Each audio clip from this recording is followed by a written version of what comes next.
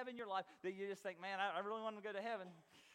We'll get everything lined up. I just hope they go today. And we have those things, and we think that. But this is all about, this shift in our thinking and this shift in who we are is got to start somewhere. And the heart of the matter is that that's where it's got to start. And I asked you all, and I told you last week, we were going to look at a scripture. And we're going to look at this scripture in Proverbs 4:23. Above all else, guard your heart. Then he goes on to say these. Now this is Solomon, who is like a really brilliant dude. Solomon wrote Proverbs, and he talks about finances. He talks about taking care of things. He talks about don't be running around with the wrong women. And he's talking about all of this other stuff. And Solomon writes all this great stuff. But he says this, above all else. I mean, what's that mean above? Above everything. Above your finances, above what you're thinking about relationships, what you're doing in your home, what's going on. Above everything else, guard your heart, for everything you do flows from it.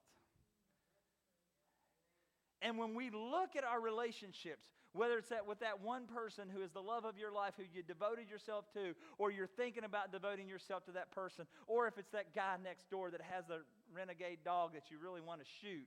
When we talk about our relationships, what we have to do first and foremost is we are very good about picking on the actions of others. We're very good about picking on the things that they're doing wrong. But the most important thing that Solomon here is writing is that you have to first start with you. There's something going on inside of you. It's not the anger that you feel towards that one and all the things that they're doing. Because wouldn't you agree with us this morning, truthfully, that we're real good? As a matter of fact, we probably got a master's degree or a doctorate degree on picking out the things that other person does. I mean, we can look at them and we can say for every reason in our life why we feel the way that we do.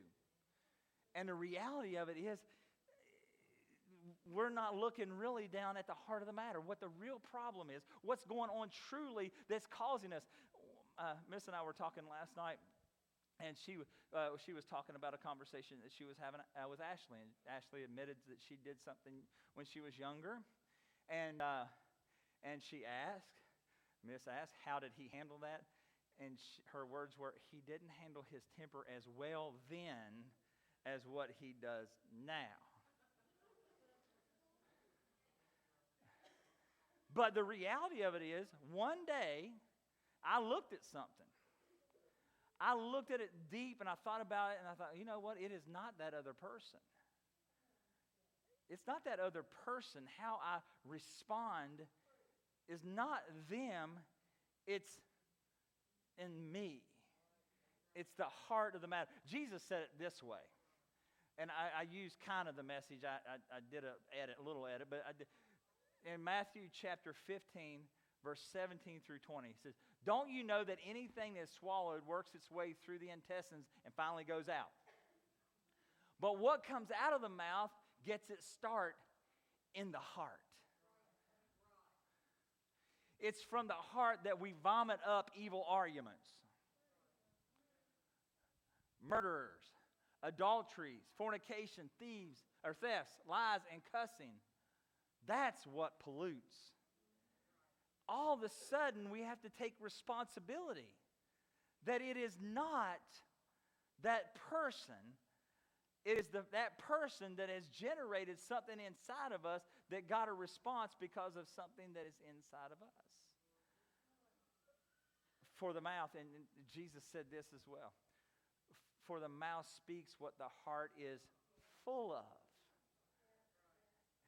And then we begin to realize something. Oh my goodness, if I'm going to change this world, I can't change when somebody does something that I don't like. I can examine how it's going to affect me and how I am going to work. Because first of all, I've got to start with one thing. That's me. I've got to guard my heart. I've got to come in and I've got to begin to believe in my heart and know in my heart is that my response is not a condition of what they did. My heart is a condition of who I am. And when we begin to look at that and we begin to change that and we begin to say, okay, God, I've got something going on in me that this stuff happens. Because don't we all realize is that we found this out? That if we all entered into every relationship full of these things, respect, encouragement, comfort, security, support, acceptance, approval, appreciation, affection, and attention, if we got all, now, is there anybody in here that in your life, that's what you got the whole time you were growing up, that you got every one of those things? I mean, that you're really, really full of these things. This stuff is just kind of coming out of you. And it's like, I know that I can have healthy relationships because I had a steady dose of those things. And I had that inside of me all of my life. And the reality of it is that, I don't know about you all. If you lived in that utopia, man, can you write a book so I know exactly how? It's a fairy tale. Because all of us has had those times where dad didn't make it to the game, mom didn't fix the dinner the right way, and all these things that happened, you didn't get the attention that you needed to get. All this stuff that didn't happen, and all of us has come from these things. And the reality of it is then it begins to deal with stuff inside of us. That's just like these two. This is the Glass family. They have all these things going on in their life. And all of a sudden, they come to this relationship. Whether it's this one that says, I love you with everything that's in my heart. You're so beautiful. You're so handsome. I just want to be with you all my life. Or, hey, man, I want to go hang out with you. I want to play golf with you. I want to do life with you. I want to have coffee with you. I want to do all of that. And when they first meet, everything goes really, really, really good. Because you know what? We handle those initial relationships and those initial things like we would do any other prized possession. Just like when you got that brand new car. Man, you loved that brand new car with everything that was in you. You polished it for the first 6 months, or you maybe first 6 weeks, or whatever you did, or until the first payment came due, and you just loved that thing. It was everything. And then all of a sudden, there comes this shift in every relationship. Remember, every relationship. It doesn't matter if it's the person that you intend to spend the rest of your life with or the person you just want to hang out with and you want to be friends with. It doesn't matter in that what it is, but there comes a day when you begin to be so close and so friendly and you become to know each other so much, all of a sudden you start getting so close to one another and you bang together. And you have these little, and all of a sudden you begin to see things fall out. You realize that each of you are full of beans. You realize he wasn't as nice as what he seemed. He used to send flowers all the time, and now he only sends suck-up flowers when he's wrong. But all of a sudden you begin to say, well, I didn't know that there was stuff that was down inside of you. And all of a sudden you respond in anger. And all of a sudden, and then you begin to get closer and closer. And all of a sudden more of the beans start coming out. More of those beans that you're full of start coming out of you. Because the truth is, the word is that whatever is in a person will come out. Whatever's down deep inside of you, and you can hide it as long as you want to hide it, but sooner or later, you're going to have that day when you bounce against one another, and you hit one another, and those beans are going, your beans come out, and all you realize something, you realize this, and this is what happens. I didn't know you were like that. I didn't know you were like that. I wasn't like that until you did that. I wasn't. Every time you come around me, this is what you get. But the reality of it is, that's not the case. The case is you're like that. And they just happen to bump the right way, and they're close enough to the right way to where they bump you and it comes out of you. And all of a sudden, you begin to think, oh, what am I going to do? Or what am I going to do? I'm going to sit here and I'm going to get another relationship, because remember, at the beginning of the relationship, they always buy the flowers. They always send the cake. They always take us to the right restaurants. Or we all go to the right golf course, or we all go to the right place for tea, and we all sit around and talk, and we all have that good time. At the beginning of the relationship, but the reality of it is, then you get closer again with them, and what happens to the next relationship? It bounces together, and what's inside of you comes out. It doesn't matter if we travel from relationship to relationship, because we keep saying, that person makes me this way. That person causes me to be this way. That guy next door with that dog, he makes me. You see how he makes me? You see what he makes me angry. He makes me so hateful. He makes me respond in a way. He makes me want to knock him out. But the reality of it is no, something in your life has made you that way anyway. Something deep down inside who you are, it's always there.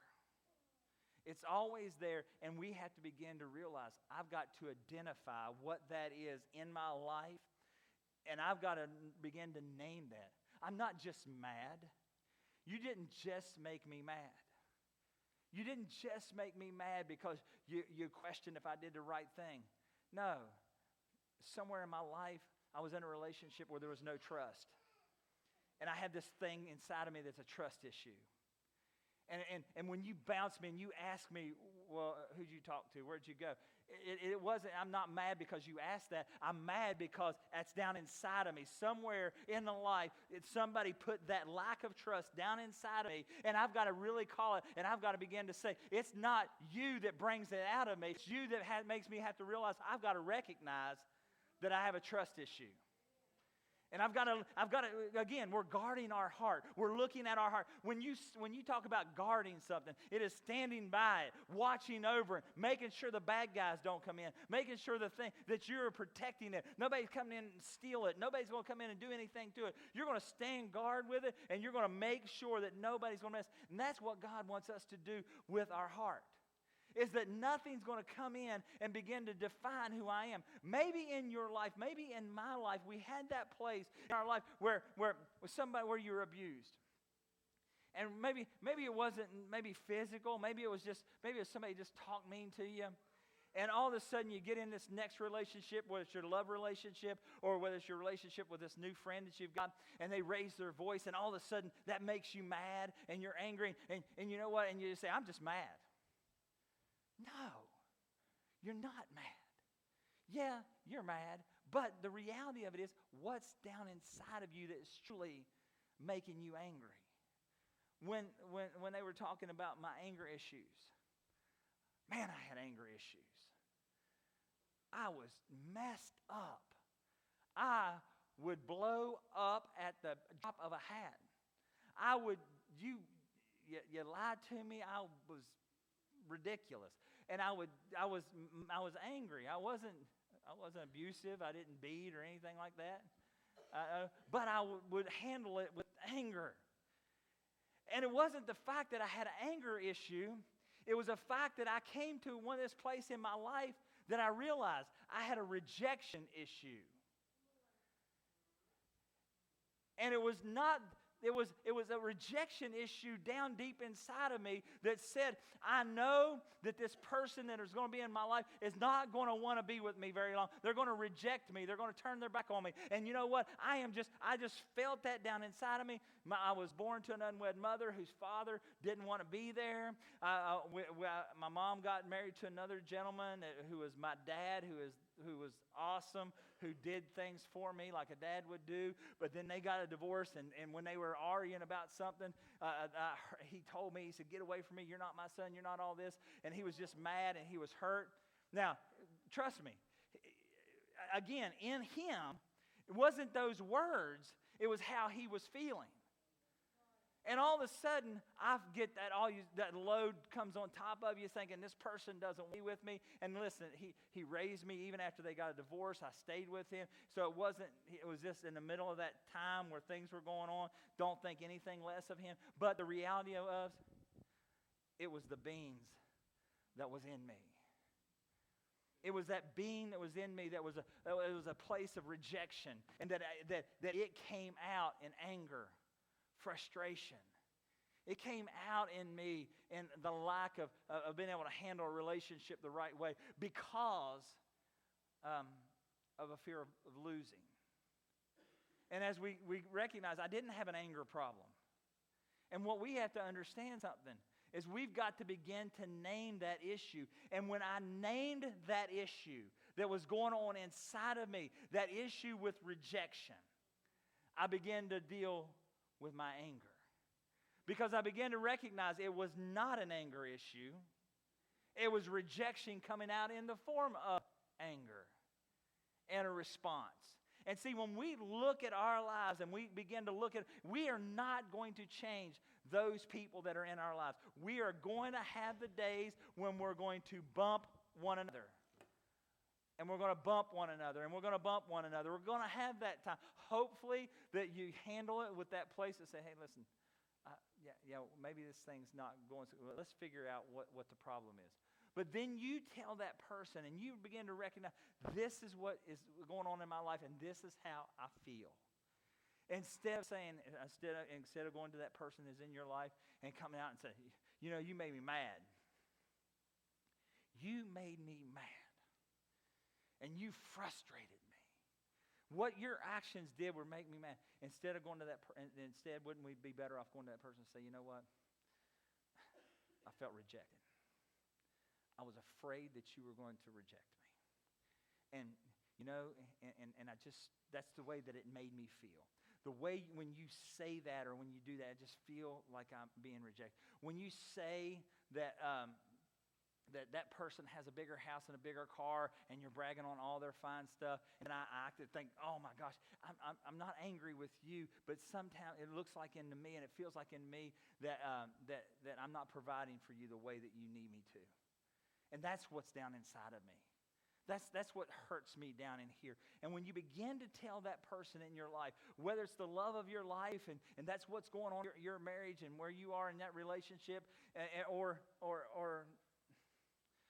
in your friendships, but you tell that person, listen, I got to tell you something. I'm not just mad. I'm mad, but here's why. I feel that rejection that coming up. And this is what happens when that person comes to you and tell you that they feel this way. You look at them and say, thank you for telling me that. I appreciate you for letting me know that. And then you know what the next thing you do? Shut up.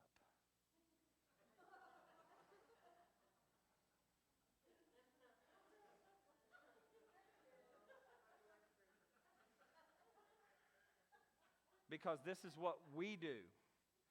I'm sorry you feel that way, and I'm sorry that you feel that way, and I'm glad you told me. And but you know what? If we have a tendency to start, we're all lawyers. We all want to argue our case. If that person, whether it be that love person in your life, whether it be that person you devoted your life to, or that dear friend that you play golf with or have tea with, whatever that is, if that person comes to you and says, hey, I feel rejected. I feel insufficient. I feel afraid. And if they come to you and lay their heart before you, your response should always be, I'm glad you told me. I'm glad you told me. And shut up. And then, if you're healthy in your relationship and in your mind and your heart, you will begin, or you will stop doing the thing that makes that person feel that way. If you are, because see, we're almost playing. I'm going to tell something on us Pentecostal guys. Pastor Tim will recognize this. As we Pentecostal guys stick together, we'll pray for somebody. And nothing's happening. And we'll keep praying. Until all of a sudden we got the heart up. That's if we're praying. Listen, can I be real with you? Okay? We want things to happen. And sometimes when we're praying, we just need to pray and let God do whatever instead of making God do something. Okay? Instead of making it up. But this is what we do in our relationships. We have that person that's in our life that is angry about something. And we're trying to figure it out in 15 different things. Okay, I'm going to try to make sure this thing's taken care of. I'm going to try to make sure that thing's taken care of. When the reality is that they're not angry about us, about you going over and bragging about your friend's new house, new car, and all that other stuff, is they feel insufficient. And what they really need, we don't need to worry about that. We need to tell that person in our life how sufficient they are, how they make you feel, how good they make you feel, how big they make you feel. When all of a sudden, that's all they need. They need that part. When you know that they have that rejection going on in their life, they don't need you to say, okay, I just won't do that thing, and I'll invite you to dinner. No. They want you to know, man, I accept you right where you are. Thank you for being in my life, and that you're accepting to them. And that's what the heart of the matter is. That way we're not praying and seeing if we can hit the right thing, but we hone in on the real thing, which was rejection or a feeling of insufficiency. All the other stuff is just symptoms of a real problem, of what's down inside of us. So Solomon is telling us here in Proverbs, he's saying, listen, before you do anything else, you need to guard your heart. In your heart, there's some things going on. Down deep inside of us, we need to make these things known. And we need to begin to speak those things out and begin to say, I've got to change my heart before I can ever change my responses. I will never do anything but keep going from relationship to relationship, whether it's romantic or as friends, as buddies or whatever. Now, any of my relationships, I'll go from one relationship to another until we start bumping together. And then the reality of it is it's not every person, I've had this happen in my life. Every person that I pick out, they've got the same issues. Yeah, you.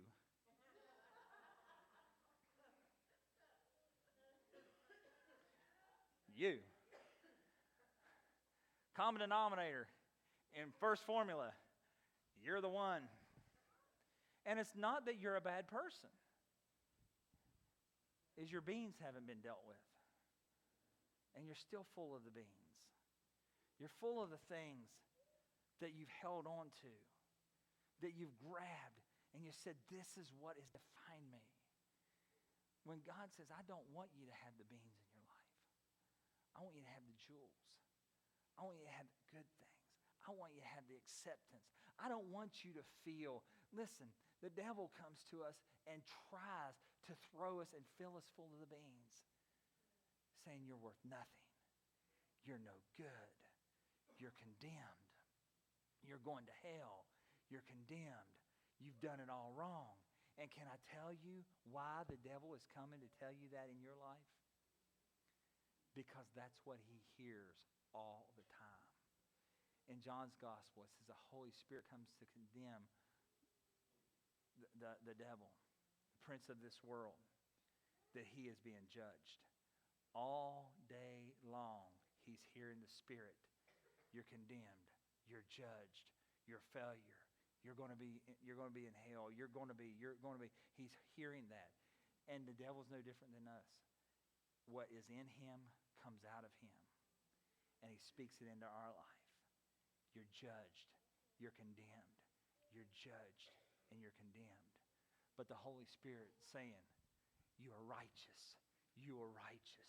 You've given your heart to God. You're righteous. And he's wanting to fill your life with something better than the beans. He's wanting to remove all the beans. He's wanting to separate you from all the beans of the past and all the things that are in your past. And he's wanting you to have this new life, this life that is ever changing. And the only way, you are not going to change the relationships that you have until you change the condition of your heart. You're not going to change anyway. If you're not in a relationship right now, if you don't have one of those dear friends that you like to go to the golf course with, or you like to sit and watch football, you like to sit and watch football with, or you like to watch football while they're sleeping. If anybody saw Facebook, you know what I was talking about. Anyway, but you have those friends in your life that you're not holding them. You're not holding that relationship.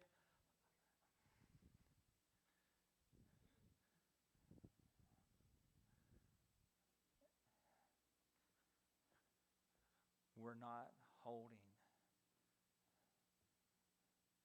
now relationships hostage at the expense of past relationships and the past pains. We're not holding the one that you love today hostage to the hurts and the pains of the past. But we're dealing with our heart. We're eliminating the beans out of our life. And we're saying, I want you to fill me up with love. And you are not going to be subject to the pains of my past, but you are going to be subject to the promises of my future. Is that I have released those things in my past, and I have dealt with what's in my heart, so that when you squeeze me, I don't pull out the rejection anymore. When you squeeze me, I don't feel like I'm insufficient anymore. Because I am sufficient. Because I can do everything. Because I can be blessed. Because I am blessed. And therefore, if I begin to fill my life up with the promises of God every time in our relationship, when we do life with the one that we love or the friends that we have, that we don't hold them hostage to the knucklehead that was in your life before that filled you up with beans that were no good. But the reality of it is, it's not their fault either. It's yours. Because Solomon says, above all these things, above all else, above everything else, above the Pentecostal jumping and shouting, above the tongues, the interpretations of tongues, above the gift of faith, above all of these other things, above all of this, above the prophecies, above everything else, guard your heart.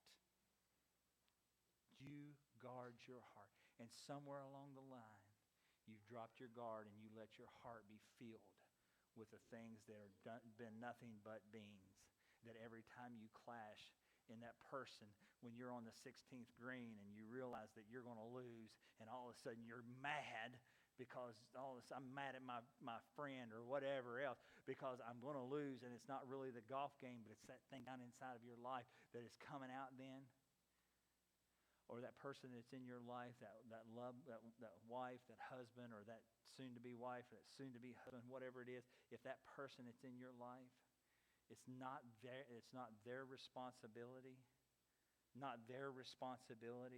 to guard your heart. It's your responsibility. It's your responsibility. Because here's what Jesus said again. For the mouth speaks what the heart is full of. And if we refuse to guard our heart, then you're always going to be making that person or those people deal with those things you're not dealing with. And I'm telling you, if you want to change in your life, if you want to change in where you are, you've got to start right here. It is the heart of the matter. It is the place inside of me, is that, yeah, I get it. There will be times that you're going to have those tough conversations. There's going to be times, but if you have those tough conversations, being full of love, as Christ loved you, preferring that person more and what they need more, and honoring them in their life more, and you come at it with a heart full of grace, compassion, and love, which is what Jesus is. and mercy, and you bring that into a relationship, and you bring that into a relationship, whether it's a romantic relationship, or if you're 12 years old, and some of you are young folks in here, you're in your school, if you come into that relationship and you, first and foremost, look what's inside of you before you judge what they're doing, then God will change the situation that you're in. God will change your world. God, this series is all about that. Next week's part of this series is awesome. Next week's part is kind of the finish of it. We're done after next week, and I pray that this is life-changing to you, because as I studied and put my life into it, my thought into it, I began to think, you know what? This is how I want to live my life. Has this always been how I live my life? No. Because in my heart, I haven't guarded it as well as I needed to either. I challenge you, in the next week's message, we're going to be talking about, if you want to write down, and some of you got some of those papers, you want to write this down, we're going to look at 1 Corinthians 13, the love chapter. But next week, we're going to look at verse 7. Think about it. Meditate upon it. Pray about it. Seek God about it. Because this message will change your life. Let's all stand together, can we? As we come here this morning, there's some of us that we know that in our lives, that when I talked about some things that happened in your past that's downside,